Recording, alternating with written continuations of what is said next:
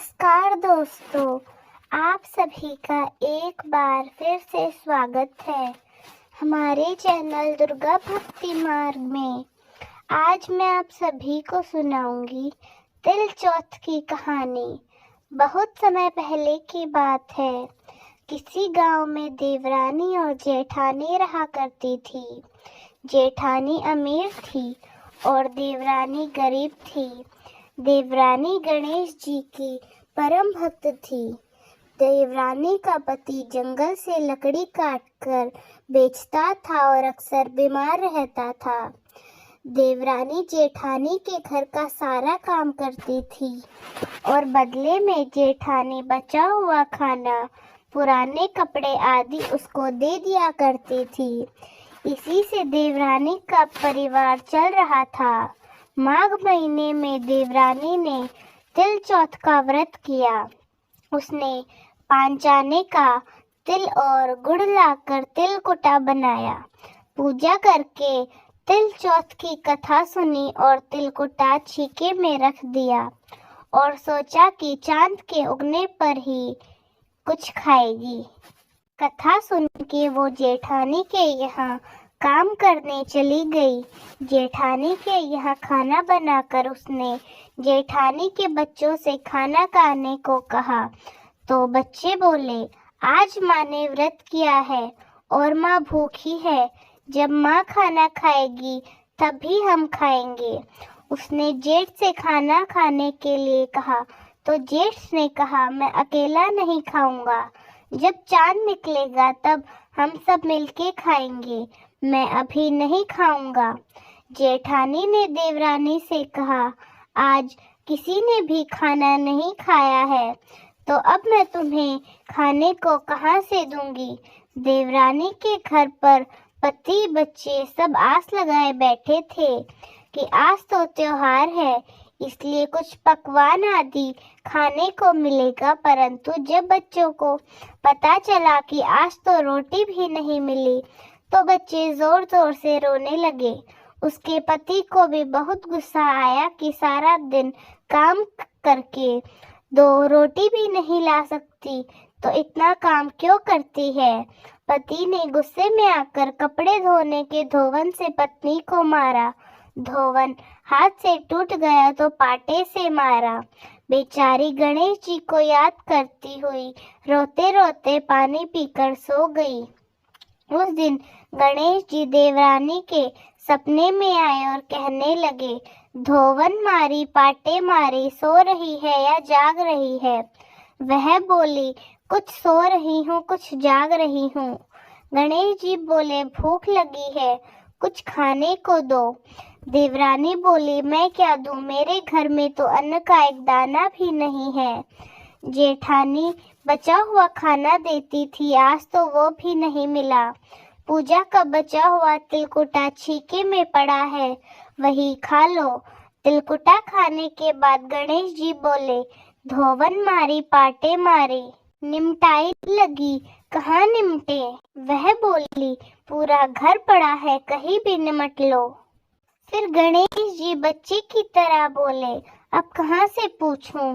नींद में मग्न देवरानी को अब गुस्सा आ गया और बोली, कब से तंग किए जा रहे हो, ऐसा करो मेरे सर से पोंछ दो। और कहाँ पोंछोगे। सुबह जब देवरानी उठी तो यह देखकर हैरान रह गई कि पूरा घर हीरे मोती से जगमगा रहा है। सिर पर जहाँ विनायक जी ने पूछा था वहां से हीरे के टीके और बिंदी जगमगा रही हैं। उस दिन देवरानी जेठानी के यहाँ काम करने नहीं गई। बड़ी देर देखने के बाद जेठानी ने बच्चों को देवरानी को बुलाने भेजा। जेठानी ने सोचा, कल खाना नहीं दिया इसलिए शायद देवरानी बुरा मान गई। बच्चे बुलाने गए और बोले, चाची चलो, माँ ने बुलाया है, सारा काम पड़ा है। देवरानी ने जवाब दिया, अब उसकी कोई जरूरत नहीं है, घर में सब भरपूर है।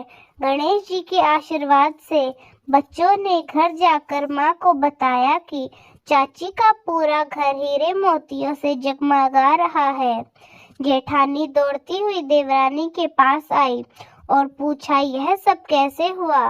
देवरानी ने उसके साथ जो हुआ था वह सब कह डाला। घर लौटकर जेठानी अपने पति से कहने लगी, आप मुझे कपड़े धोने से और पाटे से मारो। उसका पति बोला, भली मानस, मैंने कभी तुम पर हाथ नहीं उठाया। मैं धोवन और पाटे से तुम्हें कैसे मार सकता हूँ? वह नहीं मानी और जिद करने लगी। मजबूर उसके पति को उसे मारना पड़ा। उसने सोचा कि मैं ढेर सारा घी डालकर चूरमा बनाती हूँ और छालने की छंकी में डाल देती हूँ। उसने ढेर सारा चूरमा बनाया और छिकी में रखकर सो गई। रात को विनायक जी सपने में आए और कहने लगी, भूख लगी है, क्या खाऊं? जेठानी ने कहा, हे गणेश जी, मेरी देवरानी के यहाँ तो सूखा तिलकुटा खाया था। मैंने तो झड़कते घी का चूरमा बनाया है और छिकी में रखा है। फल और मेवे भी रखे हैं, जो चाहे खा लीजिए। स्वरूप गणेश जी बोले, अब निमटू कहाँ? जेठानी बोली, उसके यहाँ तो टूटी फूटी झोपड़ी थी, मेरे यहाँ तो महल है, जहाँ चाहे निमट लो। फिर गणेश जी पूछने लगे, अब पूछो कहाँ? जेठानी बोली, मेरे बड़ी सी बिंदी लगाकर पोंछ लो। धन की भूखी जेठानी सुबह जल्दी उठ गई। उसने सोचा घर हीरे जवाहरात से भर चुका होगा। उसने देखा पूरे घर में गंदगी फैली हुई थी और बहुत तेज बदबू आ रही थी। उसके सर पर भी कुछ गंदगी लगी हुई थी। उसने कहा, हे गणेश जी महाराज, यह आपने क्या किया? मुझसे रूठे और देवरानी पर टूटे।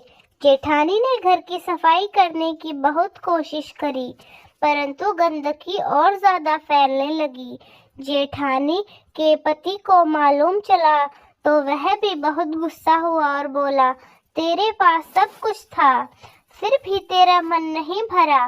परेशान होकर चौथ की गणेश जी से मदद की विनती करने लगी।